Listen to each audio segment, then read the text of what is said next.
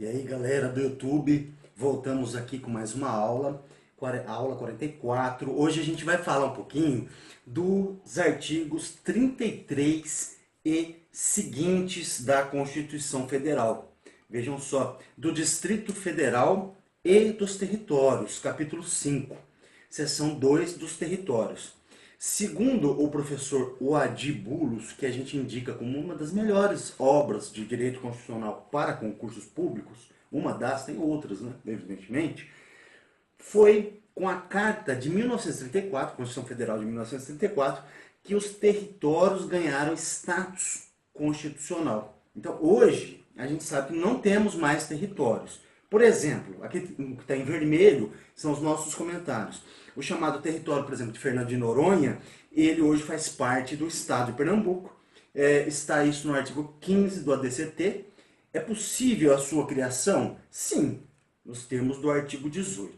Tá? Então precisa tomar cuidado com a relação das perguntas de concursos públicos, galera, a respeito dos territórios. Artigo 33. A lei disporá sobre a organização administrativa e judiciária dos territórios. Parágrafo 1º. Os territórios poderão ser divididos em municípios, ok? Aos quais se aplicará no que couber o disposto no capítulo 4º deste título. Parágrafo 2º. As contas do governo do território serão submetidas ao Congresso Nacional com parecer prévio do Tribunal de Contas da União. Parágrafo 3º. Nos territórios federais com vejam só, mais de 100 mil habitantes, além do governador nomeado na forma dessa Constituição, haverá órgãos judiciários de primeira e segunda instância, membros do Ministério Público e defensores públicos federais. E a lei disporá sobre as eleições para a Câmara Territorial e a sua competência deliberativa. Tá? Então era isso que, em síntese, fala-se sobre os territórios. Guardar aí que pode ser dividido em que nós não temos mais hoje, né, que foram em primeiro lugar colocados, erigidos a essa categoria na Constituição de 34, e a gente segue então agora falando um pouquinho da intervenção, um capítulo importante, é um capítulo chatinho, entre aspas, né, porque é minucioso, cai em concurso público, nos concursos mais sofisticados. Vejam só vocês, capítulo 4º da intervenção. Então o que seria, pessoal, a intervenção? É uma medida de exceção. A característica principal é uma medida excepcionalíssima, tá? Extrema, considerado como um ato verdadeiro, segundo parte da doutrina aí, de verdadeira legítima defesa lá. É mais ou menos como lá o Código Penal, galera. Agindo em legítima defesa, e aí a União ou o Estado poderá, em determinadas circunstâncias, que nós vamos verificar com vocês agora, intervir nos entes da federação. Vejam só, a intervenção, o que ela ocasiona? Ela suspende, ela causa suspensão da autonomia do ente componente da federação.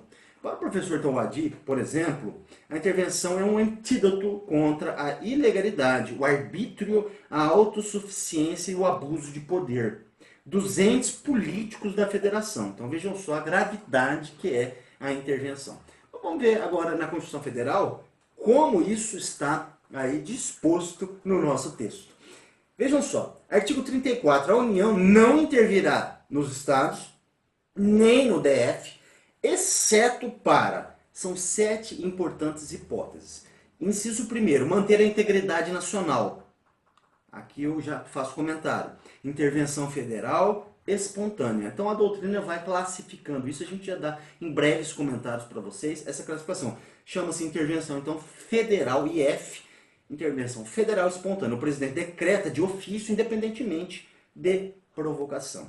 Inciso 2º, outra hipótese, para repelir invasão estrangeira ou de uma unidade da federação em outra. Intervenção federal espontânea também.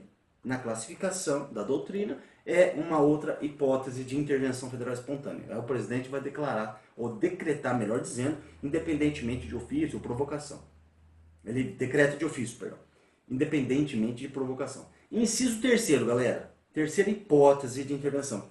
Por termo, ou seja, acabar. a grave comprometimento da ordem pública. É também a terceira hipótese de intervenção federal espontânea. O presidente decreta de ofício, independentemente aí de provocação. Inciso 4º, para garantir o livre exercício de qualquer dos poderes das unidades da federação. Aqui já muda, a doutrina indica para nós que é uma hipótese de intervenção federal chamada provocada, por solicitação.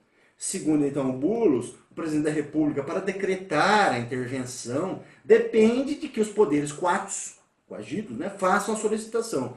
Como já asseverou o STF, é um ato discricionário, conveniência, é o binômio da conveniência e da oportunidade para essa modalidade interventiva. Exemplo de greve do Judiciário do Estado de São Paulo, por exemplo, que durou 4 meses ou mais, em 2004. Quase houve intervenção, só para vocês terem ideia da gravidade dessas hipóteses. Vejam só. Como pode ser a intervenção federal? Então, hipótese do artigo 34. Então, intervenção federal espontânea, já falamos, O presidente decreta de ofício e ela se subdivide, olha só, aí vai ficando um pouquinho mais complicado, em 13 espécies. Defesa da unidade nacional, inciso 1º e 2º, defesa da ordem pública, que é o inciso 3º, e defesa das finanças públicas, 5º. Inciso 5º. Segundo, isso aqui é que a gente está mostrando para vocês, é a divisão doutrinária. Intervenção federal provocada, que se subdivide então agora em 2 hipóteses. Por solicitação, em defesa do executivo local, defesa do legislativo local, e intervenção federal provocada por requisição. Agora mudou. Requisição é um comando. 4 hipóteses. Requisição do próprio Supremo Tribunal Federal para a defesa do judiciário local. Hipótese 2ª, requisição do STF, STJ e TSE para a ordem da decisão judicial. Inciso 6º. C. Requisição do Supremo Tribunal Federal para prover execução de lei federal. 6º também. D. Requisição do STF por meio de ADIM, ação declaratória de inconstitucionalidade interventiva, para proteger os chamados princípios sensíveis que estão no inciso 7º, já caiu em alguns concursos, até do Ministério Público do Estado de São Paulo, para vocês terem uma ideia a respeito dos princípios constitucionais sensíveis.